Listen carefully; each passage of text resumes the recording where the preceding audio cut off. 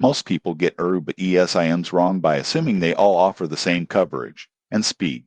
But after trying several options, the differences are clear. Here's what I learned. First, local Aruba providers like Setter and Digicel offer reliable 4G coverage across the island, including Eagle Beach and Palm Beach. Most people don't realize some ESIMs from international providers can have weak signal in certain areas. Second, pricing. International ESIMs are convenient because you can activate before arrival, but rates are higher. I tried 3 international ESIMs, and data packages ranged from $15 to $40 for 3-5 GB. Local ESIMs were cheaper and often faster once activated. Activation is another key point. Some international ESIMs require scanning a QR code and manual configuration, which can be tricky if your phone has network restrictions. Local ESIMs are usually plug-and-play, meaning you can use them immediately. Most people get frustrated by assuming setup is the same everywhere. In conclusion, the best ESIM for Aruba depends on your priorities,